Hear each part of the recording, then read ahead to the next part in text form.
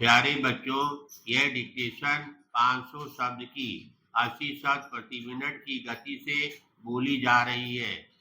Ready start करते ही dictation शुरू हो जाएगी। Ready start.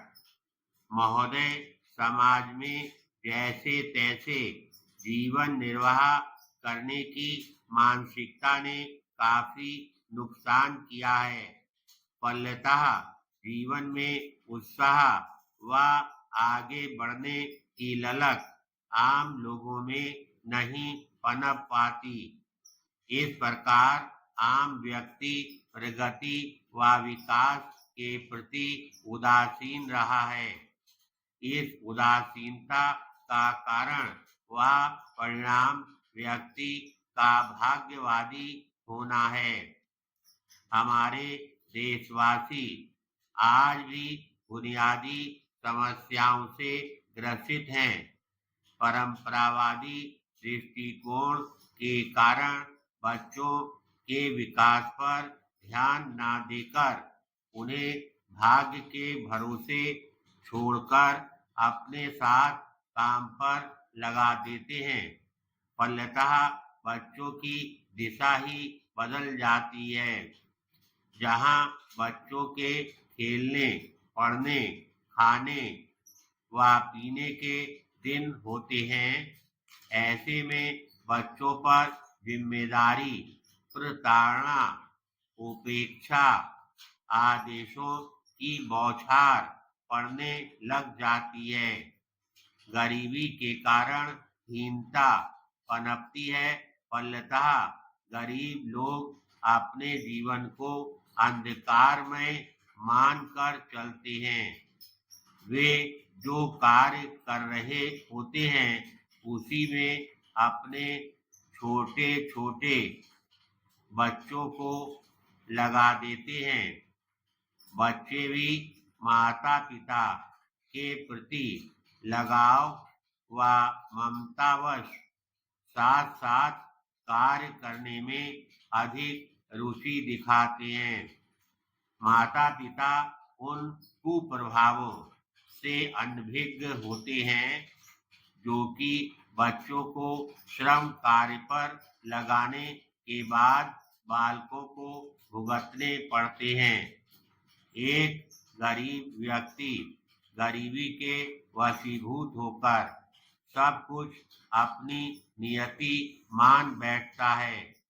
फलतः बाल श्रमिकों में भी उनके माता पिता द्वारा हिंसा के संस्कार ही पड़ते हैं, जिससे सब कुछ सहन करने की मानसिकता बन जाती है।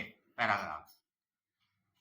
अत्यधिक गरीबी, अज्ञानता व भाग्यवादी दृष्टिकोण के कारण व्यक्ति भविष्य के प्रति आशान्वित नहीं होता है। फलतः बच्चों के विकास पर अपेक्षित ध्यान नहीं दे पाते हैं। बाल श्रमिकों की समस्या निरंतर बढ़ती जाती है।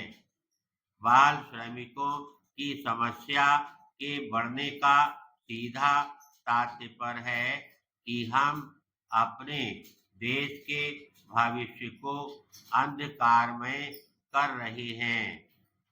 समाज में किसी भी वर्ग का शोषण होता है तो वह राष्ट्रीय एकता, अखंडता व शांति के लिए चुनौती बन जाता है। बाल श्रमिकों के शोषण पर यथासंभव प्रभावी नियंत्रण नहीं लगेगा तो इस शोषण का कुप्रभाव शांत क्षेत्रों को अशांत करने में होगा, जिसके लिए पूर्ण रूपेण हम स्वयं जिम्मेदार होंगे।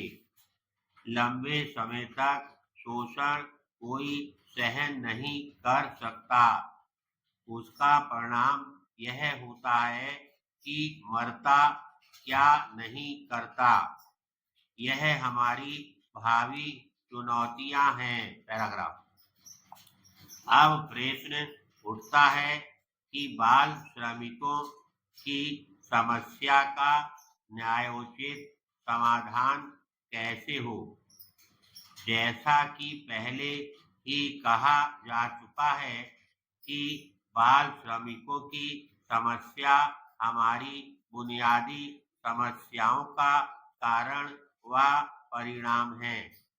क्योंकि बुनियादी समस्याओं का निदान अल्पकाल में संभव नहीं है, फलतः हमारे जैसे परिस्थिति वाले देश के लिए बाल श्रमिक समस्या का समाधान अल्पकाल में होना असंभव सा है, किंतु यह संभव है कि इस लंबित समस्या के समाधान हेतु एक सुदृढ़ कार्य योजना तैयार करके इस समस्या पर उचित नियंत्रण लगाया जा सकता है।